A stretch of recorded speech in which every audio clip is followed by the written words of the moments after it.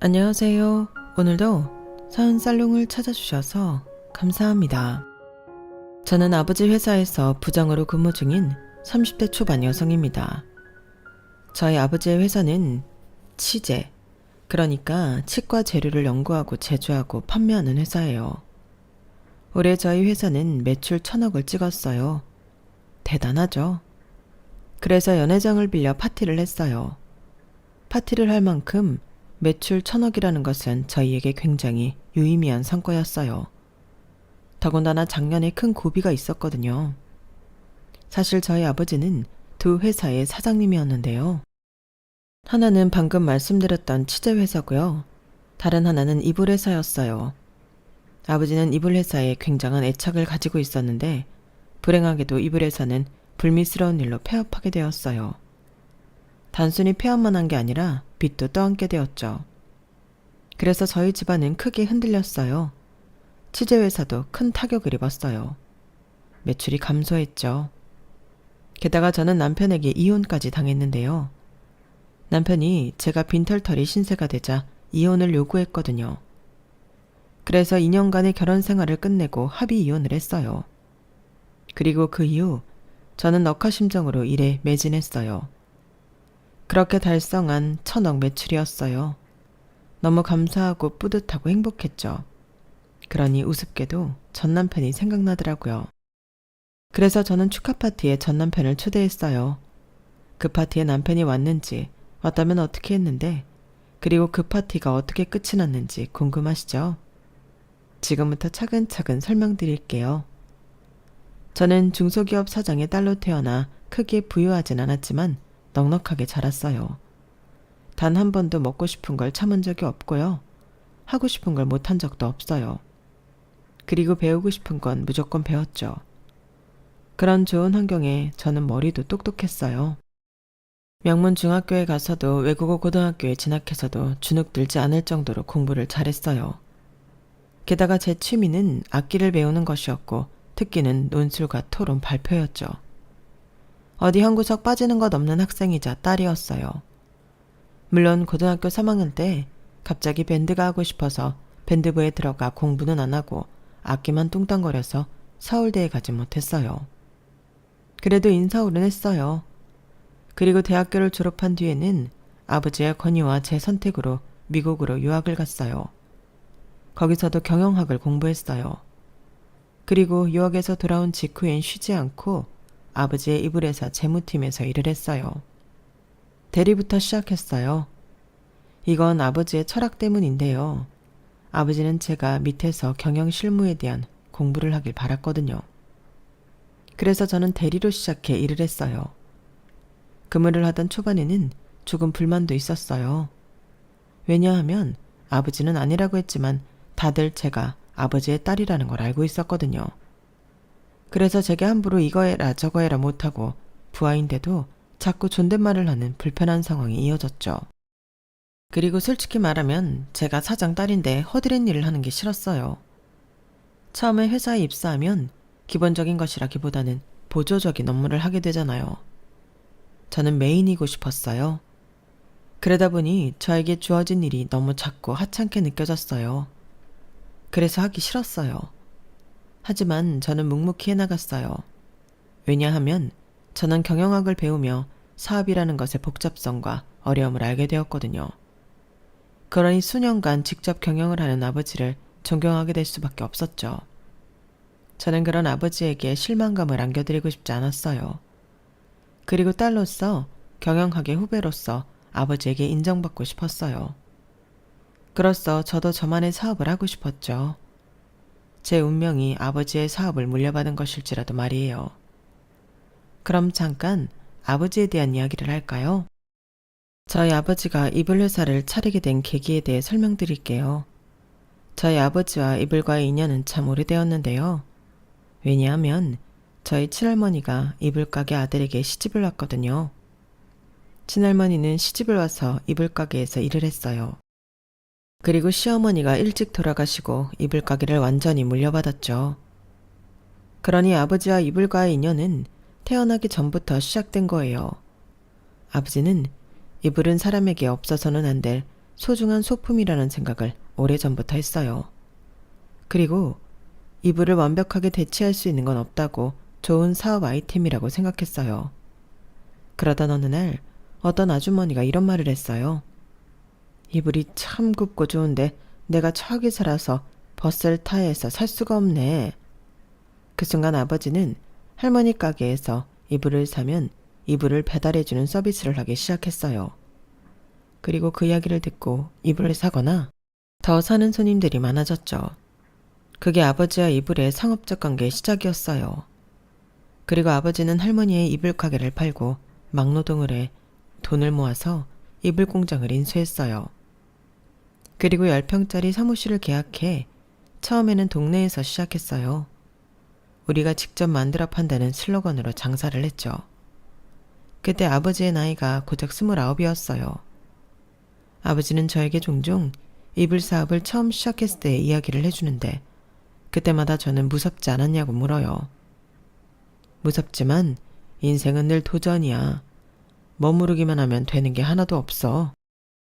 그게 어쩌면 아버지의 좌우명일지도 모른다고 저는 생각해요. 그리고 이불 사업은 전국적으로 택배를 가능하게 해서 전국적으로 판매를 했어요. 그렇게 전국에 16개 지점 5개의 사무실이 만들어졌고 일본이나 중국 등에 수출을 하기도 했어요. 그때 평균 매출이 50억이었어요. 그러다 수십 년이 흘러 아버지가 첫 임플란트를 하러 치과에 갔는데요. 치료를 받으면서 아버지는 이 사업은 된다고 또 한 번 더 생각했어요. 그리고 수소문을 해 망해가는 치즈 조제업 회사를 인수했어요. 그때 아버지의 나이가 52이었어요. 아버지는 이불 사업과는 또 다르게 치즈 사업에 투자를 많이 했어요. 그래서 지금 치즈 사업을 한 지 약 10년이 되었는데 그동안 제조에만 머무르는 게 아니라 연구하고 유통까지 하게 되었죠. 아버지는 치즈 사업에서도 우리가 직접 만들어 판다는 슬로건을 내걸었어요.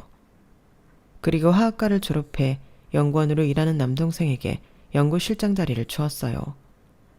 그렇게 저희는 가족회사가 되었죠. 저는 남동생이 연구실장으로 회사에 들어올 때 이불 회사 재무팀의 부장이 되었거든요. 우리가 직접 만들어 판다 이 슬로건에서 알 수 있다시피 저희 아버지의 사업 철학은 직접 눈으로 본 것들만 믿는다는 거예요. 사장인 자기에게 믿음직스러운 것들만 판다는 거죠. 저는 그 철학을 실행하는 아버지가 대단해 보였어요. 그래서 웬만해선 아버지의 의견을 따르는 편이에요. 물론 사업적으로 말이에요. 개인적인 일은 제 뜻으로 해결해요. 명문 중학교에 간 것도 외국어 고등학교에 간 것도 유학을 간 것도 모두 다 제가 원한 거예요. 그리고 결혼도요. 저는 30의 나이에 결혼을 해요. 상대는 10년 전에 대학교에서 처음 만난 같은 과 선배예요. 그럼 연애를 10년 동안 했냐고요? 아니요. 처음부터 저희 두 사람은 연애 감정이 있었던 게 아니에요. 연애는 1년만 했고요. 제가 인서울 대학에 갔다고 말씀드렸죠. 그런데 어디서부터 소문이 난 건지 OT 때부터 다들 제가 뭐 중소기업의 사장 딸이라는 걸 알고 있더라고요. 그래서 저를 불편해하는 사람도 있었고 신기해하는 사람도 있었고 시기하는 사람도 있었어요. 불쾌한 목적으로 접근하는 사람들도 많았어요. 오직 저라는 사람과 친해지고 싶어서 저라는 사람을 알고 싶어서 다가오는 사람은 거의 없었어요. 대부분 저에게 뭘 뜯어내려고 접근한 뒤에 똑부러진 제가 그 어떤 것도 주지 않자 욕하고 가거나 저를 나쁜 년으로 만들었어요. 너는 돈도 많으면서 어쩜 지갑이 그렇게 무겁니? 사장 딸이면 언제 한 번은 네가 그냥 계산해도 되잖아. 돈도 많으면서. 나 돈 없어. 다 아버지 돈이지. 내 돈 아니야. 그런 애가 학교에 외제차를 끌고 다니니? 그 차 너희 아빠가 사준 거 아니야. 그리고 네가 사는 오피스텔도 거기도 너희 아빠가 월세 내주는 거 아니야? 네 옷이랑 구두 가방은? 다 그 지갑에서 나오는 거 아니니? 아니, 애초에 용돈 받잖아. 그 용돈도 너희 아빠가 주는 거고. 그래, 자존심 세우는 거야, 뭐야? 아니, 우리가 너 수준 맞춰준다고 비싼 데 다니면 네가 한 번은, 아니 2번은 내야지. 생일 선물도 가습기가 뭐니 가습기가. 뭐? 내가 언제 이런 데 오자고 했어. 다 너희가 먼저 가자고 했잖아. 그리고 나는 너 자취방 너무 건조하다고 해서 필요한 줄 알았지. 아, 그럼 내가 지갑이 필요하다고 할 걸 그랬다. 그럼 지갑 선물 해줬을 텐데.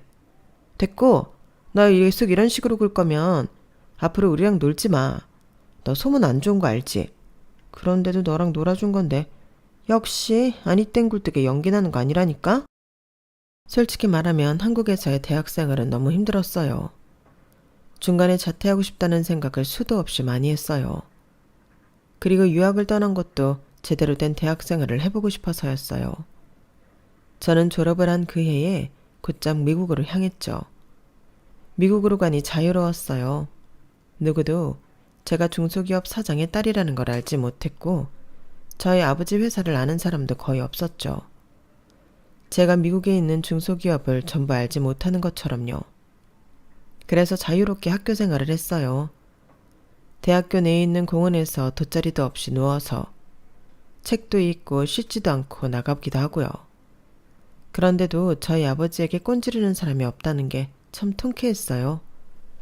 그리고 제가 그 긴 유학 생활을 버틸 수 있었던 것은 이메일 때문이었어요. 자유롭고 통쾌한 유학 생활이었지만 타국에 있다는 것은 외로운 일이었어요. 그런데 얼굴만 알던 선배가 졸업식 때 마지막으로 봤던 선배가 이메일을 보낸 거예요. 잘 지냈냐는 투박한 내용이었어요. 그리고 종종 연락하자는 말을 했죠. 의외의 인물이어서 처음엔 답장을 하지 않았어요. 그런데 다시 이메일이 오더라고요. 그땐 답장을 했어요. 그리고 선배는 미국 시간으로 오전 8시쯤에 꼭 이메일을 보냈어요. 무려 4년 동안요. 그래서 저는 매일 선배의 이메일로 따뜻하게 아침을 열었어요. 그동안 저는 선배에 대해 참 많은 걸 알았어요. 취미가 뭔지, 특기가 뭔지, 학교를 다닐 때 어떤 공부가 제일 재미있었고 어떤 공부는 조금 어려웠는지, 운전하는 걸 좋아하고 형제관계는 누나가 있고 요즘 어떤 생각을 하고 어떤 고민을 가지고 있는지 세세하게 이야기를 했어요. 선배의 얼굴을 알지만 면전에 대고 하는 이야기가 아니어서 저도 제 생각이나 고민 같은 것들을 많이 이야기하고 그랬어요. 어쩌면 숙소로 돌아오면 외로워지는 유학 시절의 창구 같은 거였죠. 우물이라고 해도 좋을 것 같아요.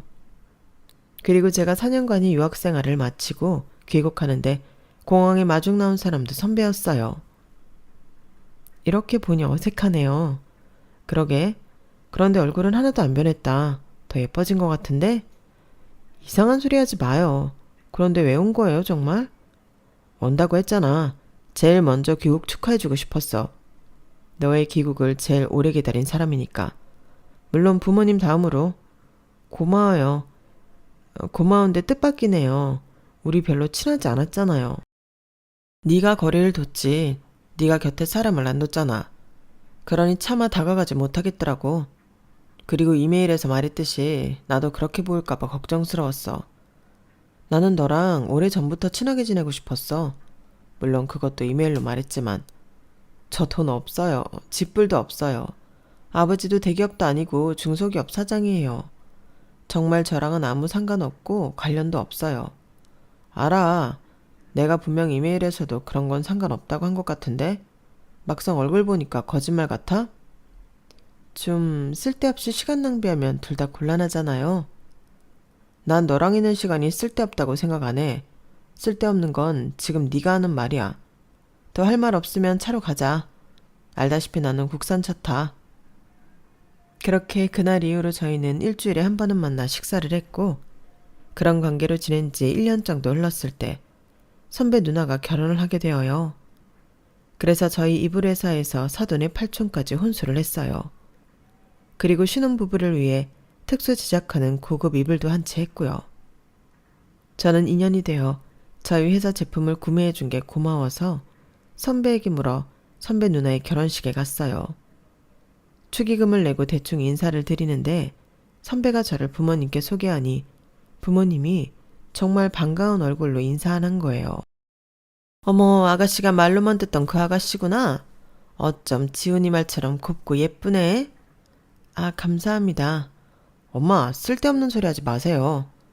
아무쪼록 우리 지훈이 잘 부탁해요. 좀 예쁘게 봐줘. 별 볼 일 없는 애지만 심성 하나는 최고니까. 사람 마음이 제일 중요하잖아? 여보, 이 아가씨가 지훈이가 말한 그 아가씨래. 아유, 그럽니까? 아가씨, 우리 지훈이 좀 잘 봐줘요. 얘가 가진 건 없어도 싹싹하고 예의 바르다니까. 저는 두 분이 하는 말이 도통 무슨 말인지 알 수 없었어요. 그리고 선배는 무척 난감해 보였죠. 그래서 결혼식이 끝나고 선배가 저를 데려다주는 틈을 타 물어봤어요. 아까 부모님이 하신 말씀 무슨 말이에요? 아, 별거 아니야. 별거 아닌 게 아닌 것 같은데 뭔데요? 내가 네 이야기를 좀 했거든. 내가 요새 마음에 드는 여자가 있다고. 아니, 하도 엄마랑 아빠가 중매보라고 하길래. 아, 그래서 방패로 쓴 거예요? 그렇구나. 아니, 꼭 그런 건 아니고. 난 진심이야. 네? 난 진심이라고. 선배는 조심스럽게 저에게 고백을 했어요. 그리고 제가 허송세월 산 것도 아니고 솔직히 알고 있었죠. 선배의 마음을요. 하지만 그게 검은 속내인지 아닌지 알 수가 없어서 무시하고 있었던 것 뿐이에요. 하지만 4년 동안 오전 8시만 되면 이메일을 보내는 그 마음이 사랑이 아니면 뭐겠어요. 저는 선배의 고백을 받아들였어요. 그렇게 저희는 커플이 되었고 그동안 사업도 번창했어요. 사업이 각각 100억 매출을 달성했죠. 이보다 더 좋을 수 없었어요. 나 지금보다 더 좋을 수 없을 것 같아. 오빠랑 잘 만나고 있고 사업도 잘 되고 있고 어떻게 지금보다 더 좋을 수가 있겠어? 지금보다 더 좋을 수 있지. 응? 난 지금으로 만족하는데. 사업하는 여자가 그렇게 쉽게 만족하면 어떡해? 더 진취적으로 굴어야지. 사업도 안 하는 사람이 잘도 하네. 어떻게 하면 되는데? 결혼하자. 내가 지금보다 더 행복하게 해줄게. 그렇게 저는 1년 연애 끝에 결혼도 하게 되면서 더할 나위 없이 행복한 생활을 하게 되었어요. 결혼 생활은 너무나도 만족했어요. 남편은 저에게 꾸준히 잘했고 그런 만큼 저희 가족에게도 잘했어요.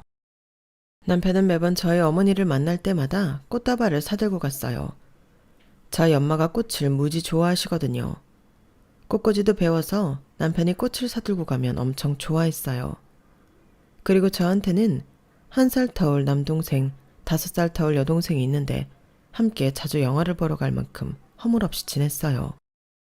그리고 남편은 저희 아버지에게는 좋은 양주를 사다 드려요. 저희 아버지가 양주를 마시는 것도 좋아하지만 모으는 것도 좋아하거든요. 그래서 술은 잘 알지도 못하는 사람이 공부를 해서 좋은 양주를 사와요. 그걸 저도 아버지도 참 기특해 하고요.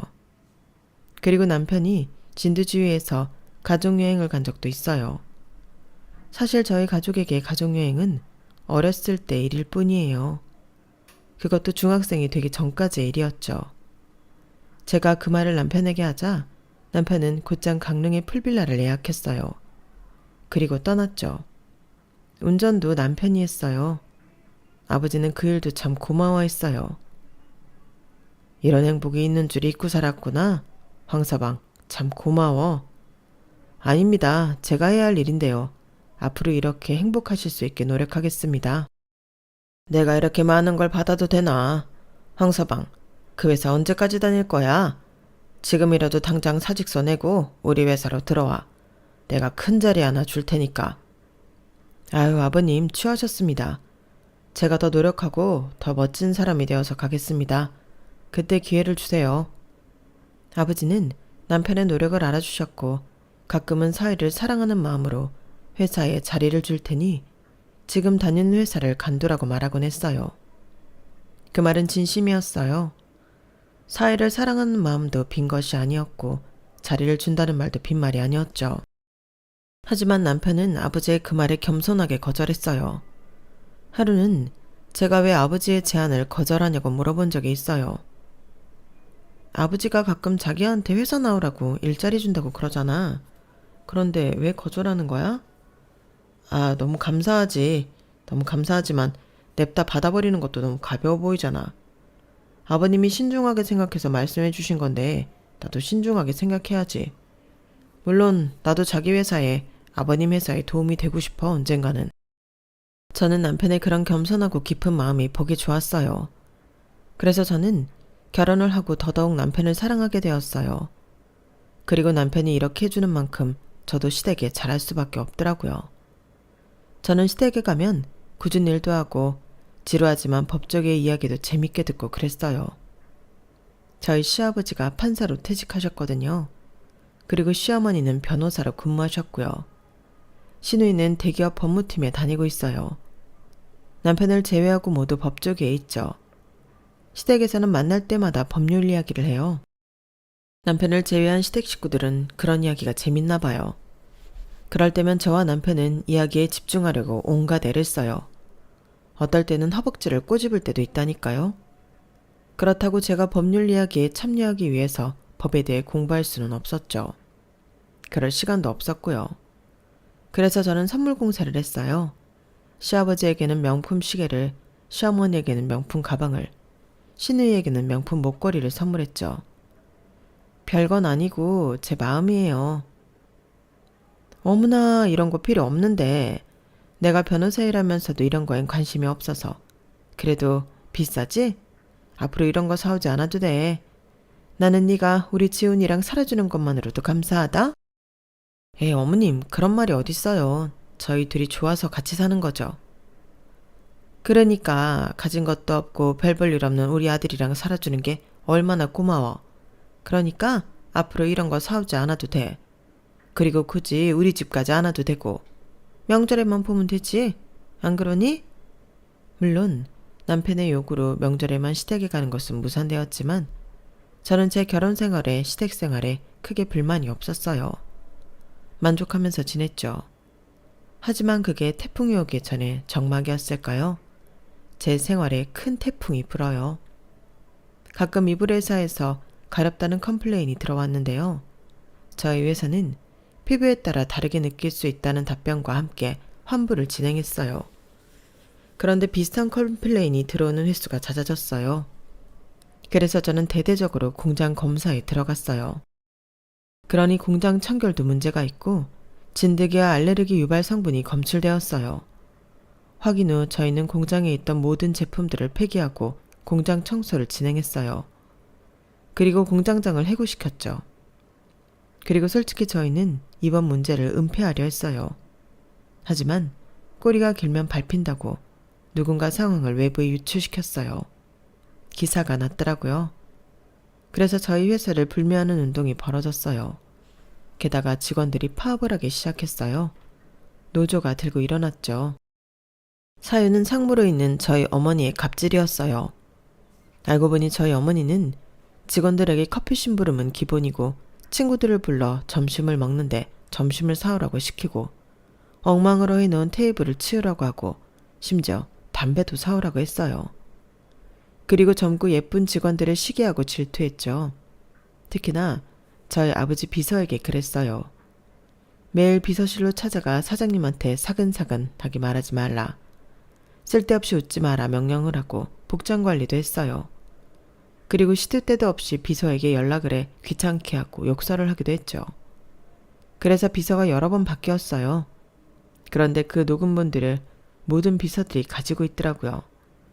비서들과 일부 여직원이 상무인 저희 어머니를 직장 갑질로 고소하려고 했어요.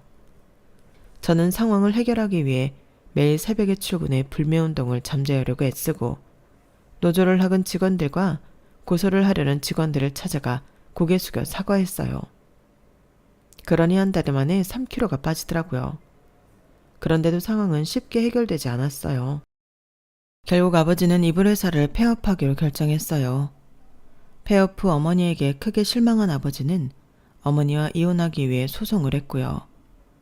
저는 취재회사 재무팀의 부장이 되었어요. 그럼 원래 있던 재무팀의 부장은 잘렸냐고요? 아니요. 이불 회사가 폐업하고 저희 회사에 비전이 없다고 판단한 많은 직원들이 이직하고 퇴사를 했어요. 그래서 빈자리가 많았어요. 재무팀 부장 자리도 마찬가지고요. 그래서 제가 이직하는 데에는 문제는 없었어요. 다만 회사 분위기에 문제가 많았죠. 이불 회사가 망하니 취재회사도 흔들리더라고요.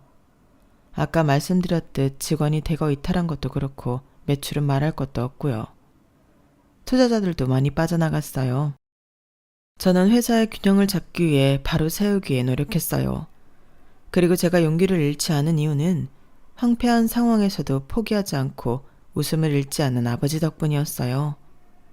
아버지는 이혼 소송 중에도 매일 출근을 했고 혼자 사장실에 있을 때는 어떨지 모르겠지만 늘 웃었어요. 아버지, 괜찮으세요? 괜찮아야지. 내가 흔들리면 회사 자체가 흔들리는 거다. 우리 일어설 수 있어. 회복할 수 있다. 나는 우리 직원들을 믿고 너도 믿고 성준이도 믿어. 이것도 못 이겨내면 사업가라고 할 수 있겠니? 그러니까 우리 잘해보자. 저는 아버지를 믿고 눈앞에 있는 것들을 정말 아수라장이 된 눈앞의 것들을 하나씩 처리했어요. 그런데 제 마음을 흔드는 것은 따로 있었어요. 바로 남편이요. 이불 회사가 폐업한다는 소식이 기사로 퍼지면서 남편에게 전화가 왔어요. 자기야, 정말 자기 회사, 아니 아버님 회사 문 닫는 거야? 그럼 어떻게 되는 거야? 취재 회사는? 거긴 안전한 거야? 대체 어떻게 일을 처리했길래 일이 이렇게 돼? 문제가 너무 커서 해결하려면 그 방법밖에 없었어. 취재 회사는 조금 흔들리긴 하는데 방법이 있을 거야. 뭐? 흔들려? 기사 보니까 취재 회사 매출도 많이 떨어지고 투자자들도 등 돌렸다던데 회복할 수 있는 문제 맞아? 회복할 수 있어. 아버지랑 성준이랑 같이 이겨낼 수 있어. 구체적인 방법이 뭔데? 말해봐. 구체적인 방법은 아직 없지만 앞으로 나아가다 보면 길이 있을 거야. 무슨 그런 뚱딴지 같은 소리가 어딨어. 자기 사업하는 사람 맞아? 그런 뜬구름 잡는 소리를 하면서 어떻게 사업을 해. 정신 차려. 지금 너 완전 거지될 수도 있다고.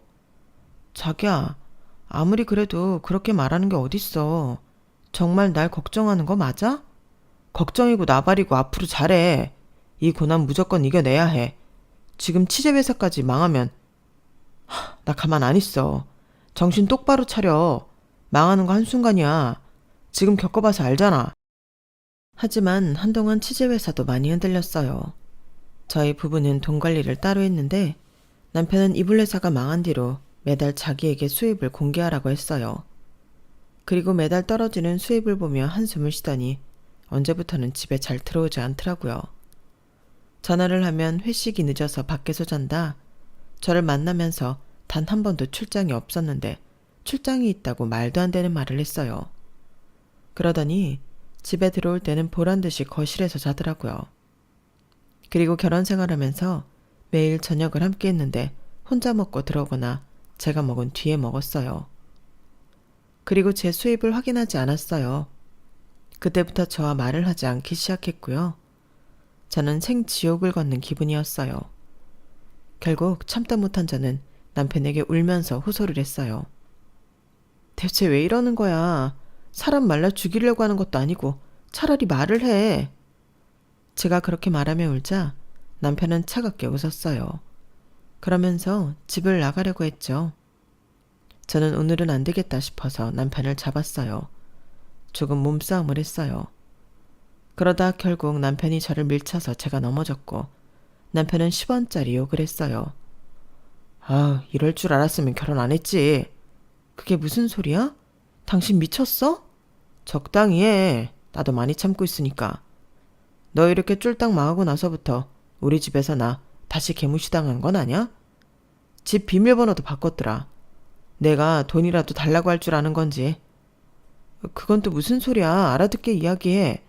나 지금 당신 말 하나도 못 알아듣겠어. 순진한 척 내숭 부리지 마. 우리 집에서 나 무시하는 건 네가 몰랐다고?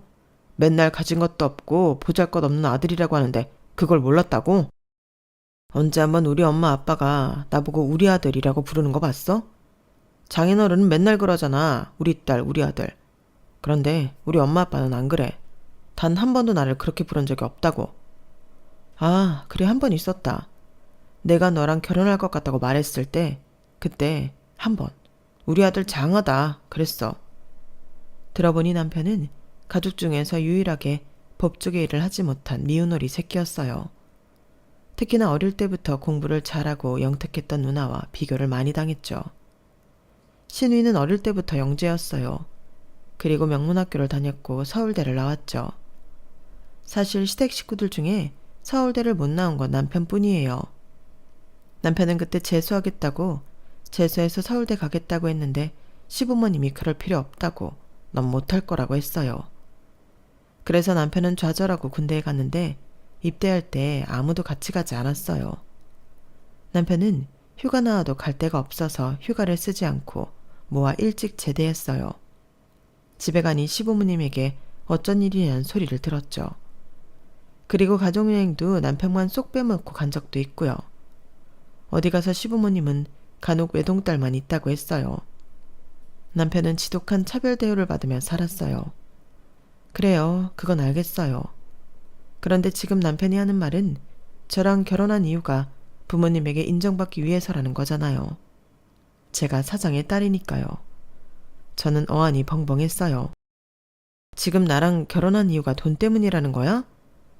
내가 좀비처럼 대학 다니다가 주변에서 네가 사장 딸이라는 이야기를 듣자마자 할렐루야를 외쳤어. 내가 내 동아줄이었다고. 그런데 썩은 동아줄이었네? 완전히 똥 밟은 거지. 네가 사람이니? 네가 그런 이야기를 하고도 사람이야? 어쩜 사람이 이렇게 못됐어? 어떻게 그런 말을 해? 나는 너 때문에 다시 지옥 불구덩이에 들어가게 생겼는데 뭔 말을 못해. 이혼해. 내가 봤을 때 니네 가족 이제 손가락 빨면서 지내야 돼. 회생 가능성 없어. 이혼? 지금 말 다 했어? 자기야, 왜 그래? 나 지금 너무 혼란스러워. 그럼 모든 게 다 거짓말이었다는 거야? 오전 8시마다 이메일 보낸 거며 우리 가족한테 잘한 거며 자기가 나한테 한 말들, 행동들 다 거짓말이었다는 거야? 사람이 절박해지면 뭐든 해. 그러게 되어 있어. 그래도 내가 내 사정 고려해서 이혼 소송은 안 할게. 합의서 보낼 테니까 작성해서 보내. 그게 남편과 이혼하기 전에 나눈 마지막 대화예요. 그날 이후로 저희는 만난 적이 없어요. 그렇게 저는 이혼녀가 되었어요. 이혼을 한 뒤에 저는 병적으로 일에 매진했어요. 반드시 고난을 회복하겠다고 왠지 모를 복수심이 불타기도 했고요. 남동생도 새로운 임플란트 연구에 집중했어요. 저는 사비를 충당해서 연구를 지원했고요. 그리고 저는 이번 연구 프로젝트를 성공시키기 위해 여러 분야에서 투자자를 구하고 해외 수출을 고려했어요. 그래서 자주 해외로 출장을 갔죠. 저는 24시간이 모자랄 만큼 움직였어요. 잠도 줄이고 코피가 나는 건 일상이었어요. 그렇게 반년이 지나서 남동생은 임플란트 연구를 성공시켰고 저는 열심히 영업을 했어요. 그리고 고생 끝에 낙이 온다고 순조롭게 해외 수출에 성공했죠. 해외 수출이 되기 시작하니 국내에서도 저희 회사를 찾는 사람이 많아졌고요. 그렇게 저희 회사는 회복했어요. 이불 회사 폐업 후 1년 만에 매출 1,000억 원을 달성했죠. 아버지와 저 남동생은 그 성과에 무척 만족하고 감사했어요. 그래서 파티를 열기로 했어요. 그런데 저는 마냥 기쁘지만은 않았어요. 제가 너무 고단한 생활을 했을 때 그런 소식이 들렸거든요. 네 전남편, 그러니까 선배 말이야. 재혼할 수도 있다더라. 요새 국회의원 딸이랑 만나고 있대. 사귀는지 아닌지 모르지만 둘이 다니는 거 본 사람이 여럿이야. 어쩜 사람이 그렇게 간사한지. 너랑 헤어진 지 얼마나 되었다고. 그렇지? 전 남편은 저와 이혼을 한 지 얼마 되지 않아 국회의원 딸과 선을 받고 만나는 중이라고 하더라고요. 저는 친구의 말처럼 전 남편이 간사해 보였지만 마음이 너무 아팠어요. 슬펐고요. 솔직히 무너지고 싶었어요. 하지만 그럴 수 없었죠. 떳떳하게 일어나 누구보다도 제가 능력 있는 사람이라는 걸 남편에게 보여주고 싶었어요. 제가 저희 가족이 이대로 망하지 않을 거라는 것을 보여주고 싶었죠. 그래서 더 열심히 일했어요. 그리고 결과는 성공적이었죠. 저는 파티에 남편을 초대하기로 마음을 먹었어요. 5성급 호텔에서 성대한 파티가 진행되었어요. 저는 명품 원피스를 입고 파티 준비를 했죠. 회사 임원부터 직원들까지 모두 초청했어요. 아버지가 누구보다도 우리 회사에 남아준 사람들에게 고맙다며 대접하고 싶어 했거든요. 그렇게 파티가 시작되었어요. 그런데 남편 얼굴이 안 보이더라고요. 어디에도 남편이 없었어요. 그리고 아버지는 단상에 올라 매출 1,000억 원 달성을 축하하는 파티라며 파티의 주최 목적을 알리고 저를 회사의 상무로 남동생을 연구소장으로 승진하겠다고 선언했어요. 그리고 아버지는 저를 후계자로 임명한다는 저도 알지 못한 발표를 했어요. 하지만 임원들과 직원들 모두 후계자 발표를 인정했죠. 그리고 저는 파티를 즐겼어요. 고급스러운 음식과 샴페인을 즐겼죠. 그런데 뒤에서 누군가 저를 부르더라고요. 보니까 전 남편이었어요. 자기야, 오랜만이지? 자기야? 그런 호칭은 이제 아니지 않나? 적어도 상대를 생각하면 그런 말을 하면 안 되지. 상대? 자기, 아니, 너 지금 만난 사람 있다며? 그 이야기는 어떻게 들었어? 아직도 나한테 관심이 있는 거야? 설마, 원래 사람들 남 이야기하는 거 좋아하잖아?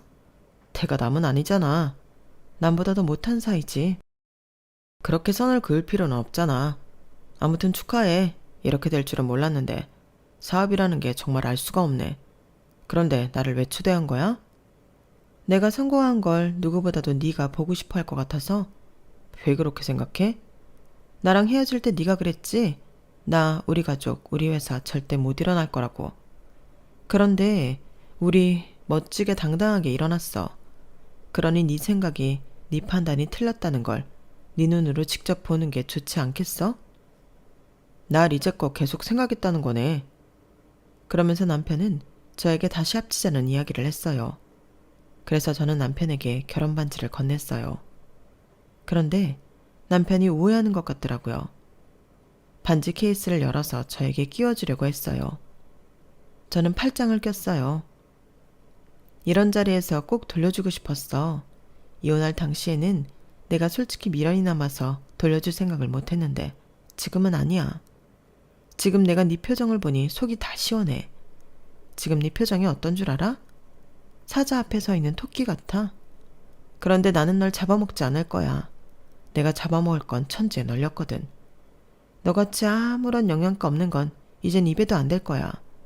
물론 내가 가장 힘들었을 때 위로가 아닌 비난을 해줘서 지금은 고마워. 그때는 남편이 정말 남의 편이라는 뜻이구나 싶어서 우울하고 슬펐는데 지금 생각해보니 네가 그러지 않았으면 내가 지금처럼 일어나지 못했을 것 같아. 그렇다고 네가 잘했다는 건 아니고 남편이란 인간이 그래선 안 되지. 그 상처 내가 아직도 가지고 있어. 널 보면 아주 죽이고 싶을 정도로 미워. 그래서 널 초대한 거야. 아, 아까 다시 합치면 안 되냐고 그랬지. 왜? 국회의원 딸이랑 선보는데도 너희 집에서 너를 아직도 무시하니? 왜? 또 너 빼고 가족여행이라도 갔다 왔어?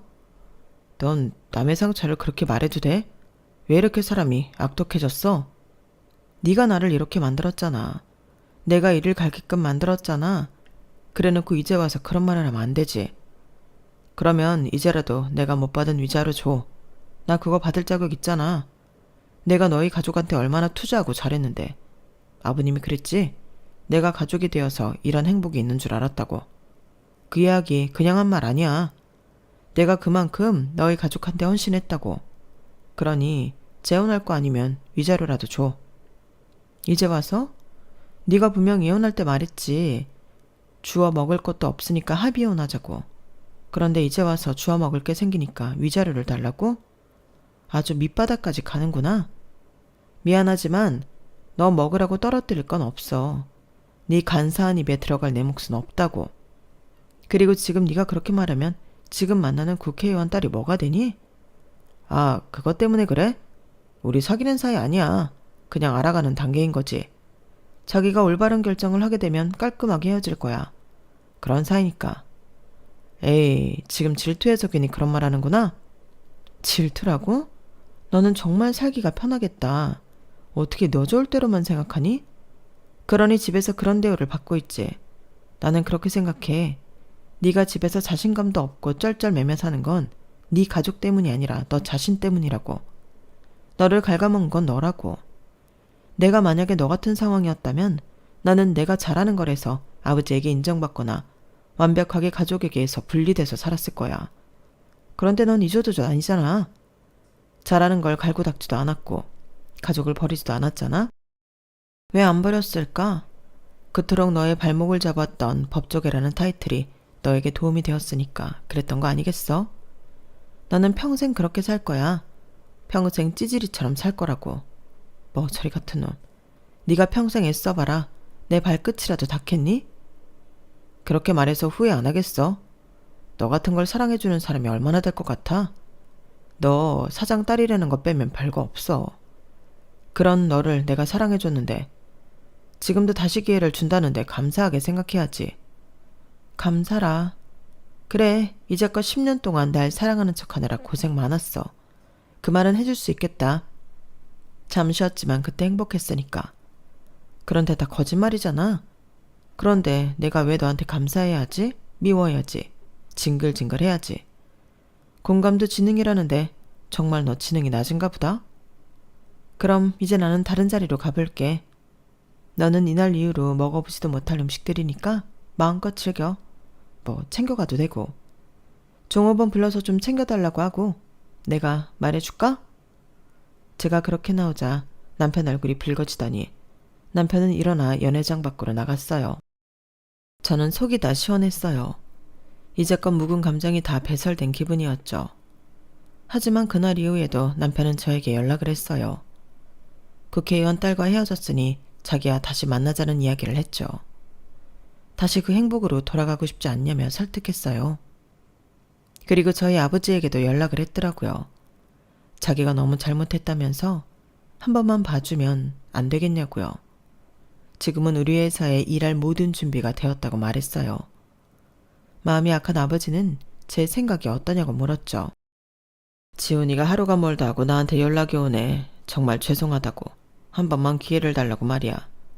그래서 그런데 너는 무슨 생각이니? 지훈이에 대한 마음은 어떤데? 아빠가 뭐 도와줄 거라도 있어? 도와줄 수 있는 거라면 아빠가 무조건 도와주마. 그럼 자리라도 주시려고요? 무슨 자리 주려고요? 그래도 남자니까 임원은 줘야 하지 않겠니? 가당치도 않아요. 임원 자리에 그 인간을 앉힌다는 거 말이에요. 제 생각은 똑같아요. 이혼하길 잘했어요. 제가 아버지한테는 차마 말하지 못했지만 그 인간은 절 사랑한 게 아니라 제 배경을 사랑한 거예요. 제가 그걸 얼마나 싫어하고 고통스러워하는지 아시잖아요. 그게 무슨 말이냐? 그 사람도 시인했어요. 저를 사랑한 게 아니라 제가 사장 딸이라는 소문을 듣고 저에게 접근해 거슬려서 저와 결혼한 거라고요. 그러니 제가 망하고 저를 버렸죠. 그리고 제가 다시 회복하니 다시 만나자는 거고요. 아니, 나는 네가 그런 취급을 당한 줄은 몰랐다. 파티에 초대해서 재결합할 생각이 있는 줄 알았어. 그럼 너는 진심이었고? 제가 고개를 끄덕이자 아버지는 저를 위로했어요. 그리고 며칠 뒤 전 남편은 회사에서 잘렸다며 저에게 전화를 화를 냈어요. 내가 하지도 않은 근무 태만으로 회사에서 잘렸다고. 이게 말이 돼? 네 짓이지? 그래도 사람 밥줄은 건들지 말아야지. 저는 처음 듣는 소리에 일단 전화를 끊었는데 알고 보니 아버지의 행동이었죠. 아버지는 전 남편이 제게 어떻게 했는지 사실을 알고 나서 남편의 뒷조사를 했어요. 그리고 남편이 근무에 태만하고 있다는 사실을 발견했죠. 그리고 사내 평가도 좋지 않았어요. 저와 결혼을 했을 때는 중소기업 사장의 사위여서 국회의원 딸을 만나고 있을 땐 국회의원의 사위가 될 사람이어서 간사하고 자만했던 모양이에요. 회사 직원들이 모두 저 남편에 대해 그렇게 말하더라고요. 어차피 잘릴 사람이었는데 죽음 앞당겨졌을 뿐이더라고요. 그래서 일이 그렇게 된 거였어요.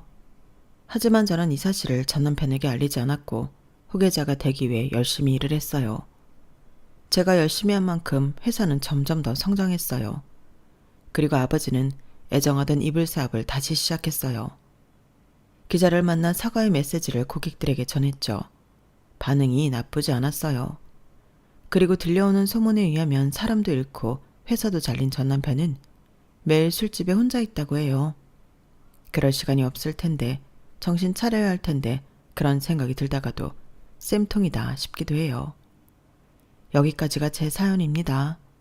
간사하고 마음이 음흉한 여우였던 남편의 이야기 어떻게 들으셨나요? 여러분들은 과유불급, 욕심이 많으면 탈이 나기 때문에 적당한 욕심, 적당한 열정. 다들 알고 계시죠? 저도 잊지 않고 정도를 지키며 더 열심히 살아봐야겠어요. 모두 건강하세요. 여러분, 사연 댓글에 응원과 현명한 조언 부탁드려요. 좋아요와 구독은 저에게 큰 힘이 됩니다. 오늘도 좋은 일 가득하세요.